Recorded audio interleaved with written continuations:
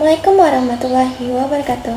Halo, perkenalkan nama aku Naomi Herlia Hanafi dengan NIM 2416050032. Aku dari program studi perbankan syariah.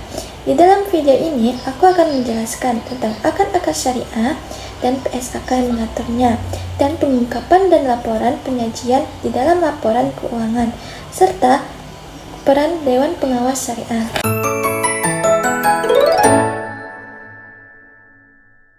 Apa itu akad syariah? Nah, sebelum membahas satu persatu tentang akad, kita perlu memahami terlebih dahulu apa itu akad syariah.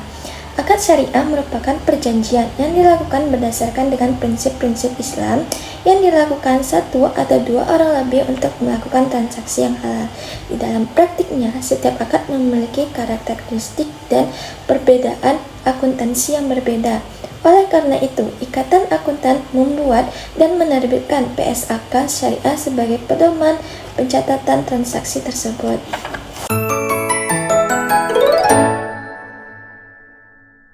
Akad pertama adalah akad murabahah. Murabahah adalah akad jual beli di mana bank membeli barang yang dibutuhkan oleh nasabah, kemudian dijual dengan margin dan pokok yang telah disepakati. Akad ini diatur dalam PSAK nomor 102. Di dalam laporan keuangan, piutang murabahah disajikan sebesar nilai yang belum menjadi yang dilunasi oleh nasabah. Sedangkan margin keuntungan yang belum menjadi hak disebut dengan pendapatan tangguhan. Pada catatan laporan keuangan, perusahaan mengungkapkan nilai piutang, margin keuntungan, jangka waktu pembiayaan, serta risiko pembiayaan. Selanjutnya adalah akad salam. Salam merupakan akad dengan pembayaran yang dilakukan di muka, sedangkan barang diserahkan di kemudian hari. Biasanya digunakan untuk pertanian dan perkebunan. Akad ini diatur oleh PSAK 103. Bayaran diakui sebagai aset salam sebelum barang diterima. Kemudian perusahaan mengungkapkan spesifikasi barang, waktu penyerahan, nilai akad, dan risiko apabila barang tidak diterima pada tepat waktu.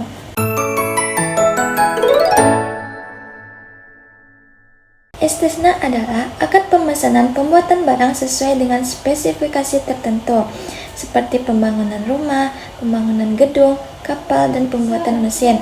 Akad ini diatur dalam PSAK 104. Tagihan istisna disajikan sebagai aset, sedangkan pendapatan dapat diakui sesuai dengan tingkat penyelesaian pekerjaannya. Pengungkapannya meliputi nilai kontrak, progres pekerjaan, metode pengakuan pendapatan, serta piutang yang masih berjalan.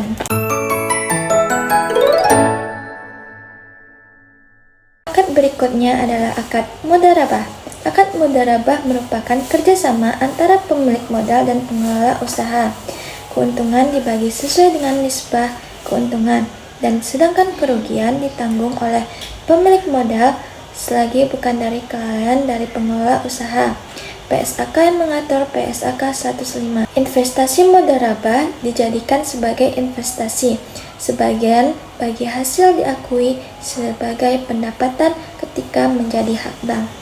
Pengungkapan mencakup jumlah investasi, nisbah bagi hasil, keuntungan, kerugian, dan saldo investasi.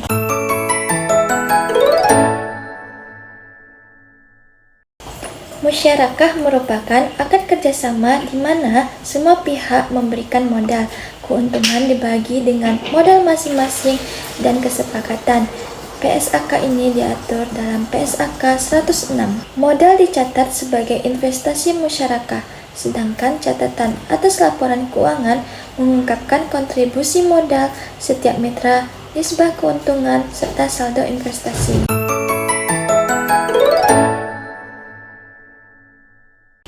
Selanjutnya adalah akad ijarah. Ijarah merupakan akad pemindahan hak guna suatu aset tanpa memindahkan hak kepemilikannya. Contohnya, sewa kendaraan, sewa gedung, ataupun alat berat. Akad ini diatur dalam PSAK 107. Akad tetap diakui sebagai milik pemberi sewa. Pendapatan sewa diakui selama masa akad berlangsung. Pengungkapannya meliputi nilai aset, pendapatan sewa, penyusunan, serta jangka waktu akad.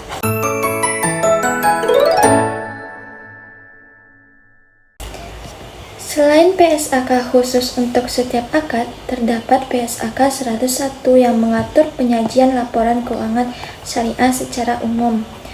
Laporan keuangan syariah terdiri atas laporan posisi keuangan, laporan laba rugi, laporan ekuitas, laporan arus kas, catatan atas laporan keuangan, laporan dana zakat, dan laporan dana kebajikan.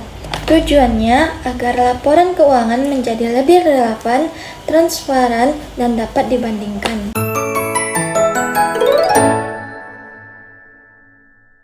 Terakhir adalah peran Dewan Pengawas Syariah atau DPS. DPS bertugas mengawasi seluruh kegiatan lembaga keuangan agar sesuai dengan prinsip syariah. Selain itu, DPS memberikan nasihat kepada direksi, memastikan akad berjalan dengan prinsip syariah, melakukan evaluasi kepatuhan syariah, dan memberikan opini syariah pada laporan tahunan perusahaan. Dengan adanya DPS, masyarakat memperoleh keyakinan bahwa seluruh aktivitas di lembaga keuangan syariah sesuai dengan prinsip syariah. Demikian penjelasan saya mengenai akad-akad syariah, PSAK yang mengatur, dan pelaporan pengungkapan laporan keuangan, serta peran Dewan Pengawas Syariah.